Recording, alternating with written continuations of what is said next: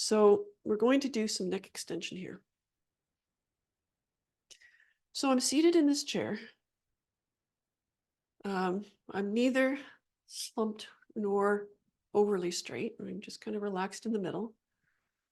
And the main thing here is to take the ribs and just relax them down. So you're not using your back muscles to try and create, that chest open, shoulders back kind of position. So let your rib cage relax down, which might end up feeling a little slumpy, but it's not. Okay, probably if I looked at myself, I wouldn't look terribly slumpy, but it feels a lot different than this position. And then from there, just take your finger onto the tip of your chin, and without lifting your chin or your eye line, gently guide your chin back. I'm not going so far that I'm straining in the back of my neck or compressing the jaw. Okay, so it's a small movement, a small, subtle movement. It's going to look different from everybody depending on your starting position. All right, from there, your goal is to look up at the ceiling, straight up overhead if you can.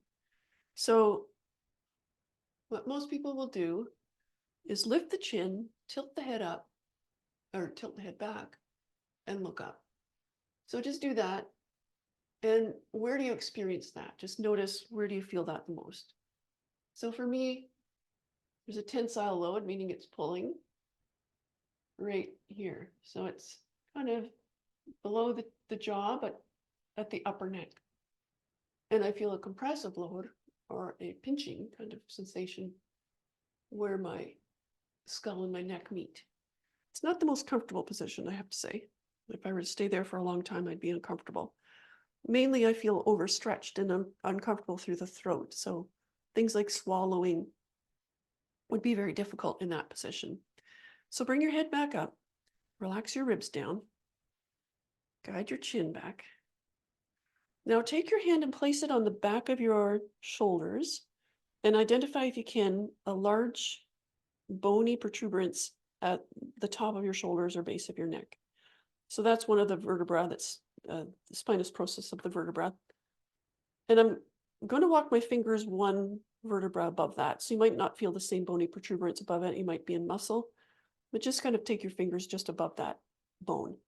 And I want you to think of dropping your head back from there. So instead of lifting the chin right away, I'm going to let my whole throat and neck lengthen from the front.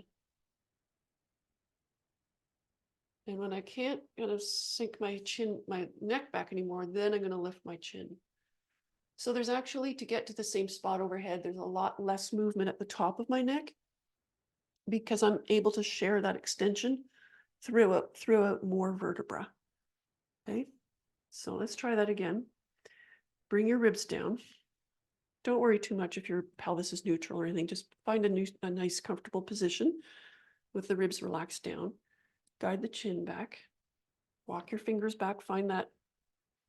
It's usually, it could be C7 or T1s, which is the numeral identification of the last neck vertebra or the first vertebra of your thoracic spine. Walk your fingers just above it. So I've got my index and my middle finger kind of sitting right above that bone. And I'm going to think of moving back towards my fingers from the base of my neck. So you may or may not be very successful at this, but don't worry if you don't feel it's happening. When you can't move your neck back anymore, then lift your chin.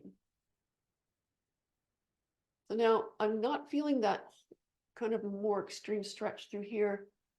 It's actually a little bit lower. It's kind of right here where I'm feeling that now.